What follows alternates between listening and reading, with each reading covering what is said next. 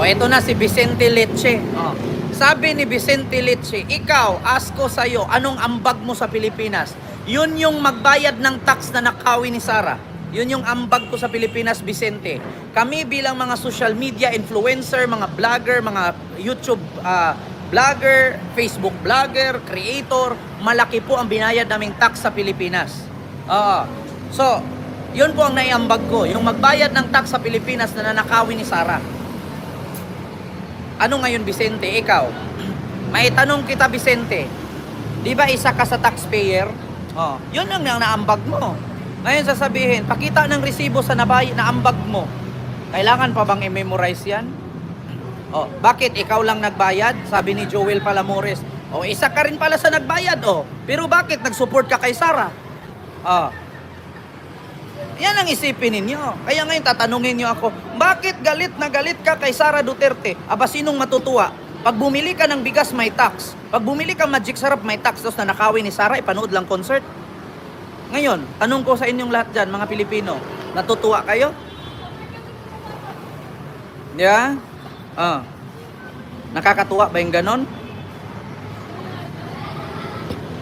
Sabi ni Joel Palamores, bakit si Sara lang magnanakaw? Ay, gusto mo parang damihin, idisali mo yung tatay?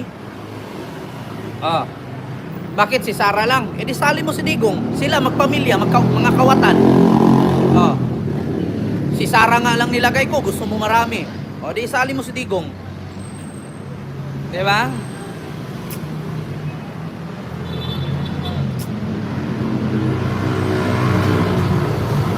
Sa totoo lang, Peter Garcia,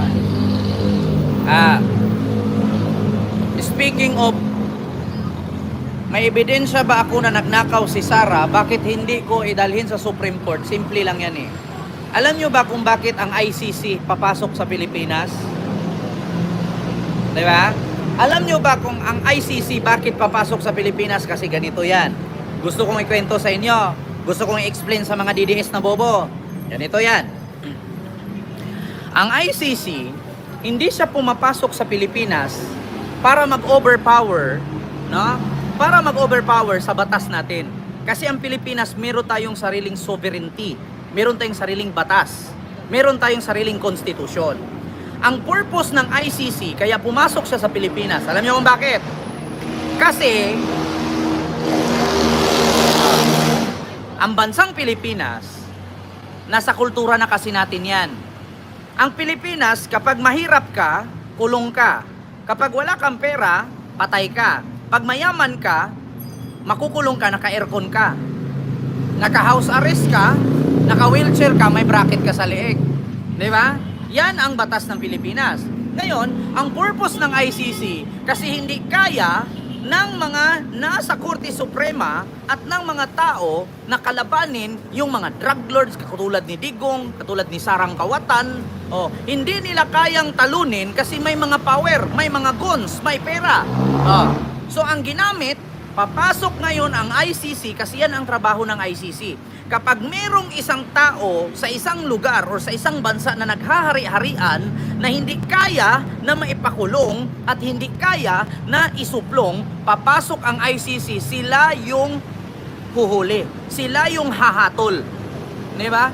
Yun ang purpose ng ICC sa Pilipinas. Kaya hindi po porket pumasok ang ICC ay manghihimasok na at mangingialam sa ating konstitusyon or sa ating batas. Diba? Yun ang purpose ng ICC. Kasi kapag ordinaryong tao, kulong.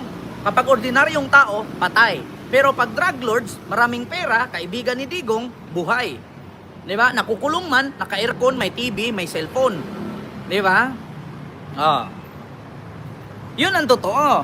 Kaya ang ICC, kaya sila pumasok, huhulihin nila si Digong. Bakit?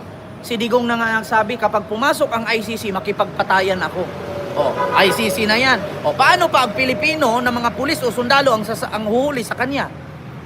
Di makipagpatayan din siya. Ganon yun. So anong purpose ng pagsali ng Pilipinas sa International Criminal Court na wala lang din naman palang tulong ang ICC sa atin? So ngayon, kung hindi natin kayang kontrolin ang isang tao, isang personalidad or isang politician, manghihimasok na ang ICC sa Pilipinas. Ngayon, magko-comment kayo sa akin dyan. Piling abogado. Bakit si Sara? Abogado, anong kasong nagawa? Anong kasong nahawakan? Di ba wala? Oh, magbigay kayo, si Digong, piskal. Magbigay kayo isang kaso na hinawakan ni Digong. Hindi nyo naman masagot, mapahiya naman kayo sa akin. Di ba? Oh, yun ang totoo. Di ba? Yun ang totoo. Kaya pupasok ang ICC sa Pilipinas kasi sila yung maghusga, sila yung hatol, sila yung huhuli sa mga tao na hindi kayang makontrol ng gobyerno ng Pilipinas. Sir GR ng Melbourne, Australia, mega love shout out. Di ba? Yun ang katotohanan. Kasi kung si BBM lang huhuli, hindi kaya ni BBM pag si Digong makipagpatayan yan. Pag ICC ang huhuli niyan, pag Interpol ang huhuli niyan, walang magawa si Digong. Yun ang totoo. Diba? Yan ang masasabi ko sa inyo mga DDS. Diba? Sa palibhasa kasi yung mga DDS kasi walang kwenta eh. Mag-research ka muna about ICC.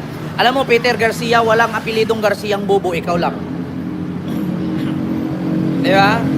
Yun ang katotohanan. Kaya yung mga DDS dyan, na hindi kayang matanggap na ang ICC nasa Pilipinas na, actually, mautak si BBM eh. Actually, si BBM kasi, ganito yan meron akong ikwento sa inyo, another. Ganito yan. Yung kwento ni Sara Duterte na meron daw tao na nag-attempt sa kanya at gustong gurgurin siya pero hindi nag-success. Yung ginurgur yung leeg niya na minsan nandito yung piklat, minsan nandito. Si BBM daw ang suspect nun. So ngayon, speaking, kung si BBM man ang gagawa nun, dapat nung first 3 days pa lang ni BBM, pinatay na si Sara.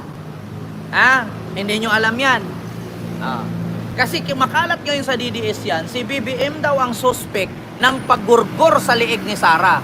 Kung tutuusin 3 days pa lang or first 3 days pa lang ni BBM, pinatay na dapat niya si Sara. Alam niyo kung bakit? Nasa plano ni Digong na 3 days lang si BBM uupo, mapapalitan yan. Gusto niyong malaman?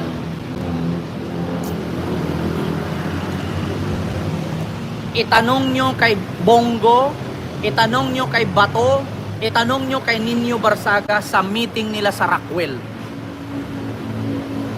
Itanong nyo, meeting sa Rockwell kasama si Digong, si Bongo, si Bato at iba pang mga kapulisan at iba pang mga personalidad. Kasali si Nino Barsaga dyan. Ang sabi ni Digong, 3 days lang paupuin si BBM. After 3 days, pababain si Marcos.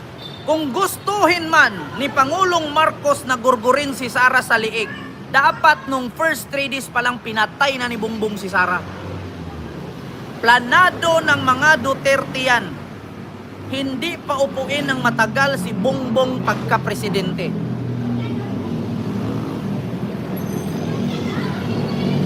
Baka pag magkatabi kami ni Digong ngayon, baka hindi lang microphone ihampas niya sa akin. Baka pati upuan. Yeah? Baka hindi lang microphone. Baka pati upuan. Maraming salamat sa 2,000 plus live viewers natin. Maraming salamat. Kung katabi ko si Digong ngayon at narinig niya yung sinabi ko, baka hindi lang microphone ang ihampas sa akin. Baka pati upuan. Asaan ang evidence mo? Ayan, nagtatanong kayo evidence. Itanong nyo kay Bongo, kay hindi naman yan si Bongo umalis na hindi kasama si Digong. Itanong nyo kay Bongo kung hindi totoo yung sinabi ko. Itanong nyo kay Nino Barsaga. Diba? Sabi ni Bossing TV, anong nangyari sa Pilipinas ngayon dahil sa pinaglalaban mong BBM? Anong nangyari sa Pinas? Ang Pilipinas okay naman, pero ang Vice President naman ang problema. Bakit? May problema ba sa Pilipinas? Anong problema sa Pilipinas? Nagutom ba tayo? Ninakawan na nga tayo ng pera sa bayan, nakakain pa rin tayo eh. Walang nangyari sa Pilipinas maliban sa pagnakaw ng pera ng Vice Presidente. Di ba? Yun ang totoo. Sa pinaglalaban ko kay BBM, wala naman, hindi man ako nagutom. Yeah? Oh, naka-Starbucks. Oh, may kutsilyo pa kasi naghiwa ng cinnamon. Oh. Hindi ako nagutom. Walang problema ang Pilipinas maliban sa Vice Presidente na binuto ninyo na walang ginawa kundi maglustay. Yun ang totoo. Yeah? Oh, asaan na yung nag-comment na yon? Oh. Asaan na? Nawala na, hindi na nag-comment. Sugar, Bossing TV. Yun ang dahilan. Wala namang nangyari. Bakit? Nagutom ba tayo sa Pilipinas? Hindi naman tayo nagutom Bakit? Nawalan ba kayo ng pera? Marami nga kayong load pang panood sa live ko eh. So ibig sabihin, ganito lang huwag niyong sabihin na si BBM ang naging presidente, naghirap ang Pilipinas. Bakit? Meron nga kayong pang-load, pang panood ng YouTube, TikTok at Facebook eh. Tapos sasabihin ninyo, nagutom ang Pilipinas? Di ba? Hindi nagutom ang Pilipinas. Kasi kung gutom ang Pilipinas, di sana wala kayo dyan sa comment section ngayon na nanonood sa akin. Di ba? Huwag niyong sabihin na gutom kayo dahil si BBM ang presidente. Gutom kayo, pero may pang-load kayo. Di ba? Kaya sabi ko sa inyo, kung gusto man ninyong yumaman, huwag niyong isisihin ang presidente. Huwag niyong sisihin ang presidente kung naghirap kayo. Kasi hindi presidente ang nagtrabaho para magkapera kayo. Magsikap kayo. Hindi naman presidente ang magpapayaman sa Pilipinas, kundi sarili natin eh. Bakit? Bakit? Ngayon, naghirap kayo. Wala kayong makain. Presidente sisihin ninyo. Tapos, ngayon, maraming anak. Walang mapakain. Presidente ang sisihin ninyo. Bakit? Nung nag-iyot kayo dyan, presidente ba nasa harapan ninyo? Di ba? Nung panahon na nagkantutan kayo dyan, gumawa kayo ng anak, dumami ang anak ninyo at wala kayong mapakain, kasalanan ng presidente. Bakit? Si BBM ba ang referee?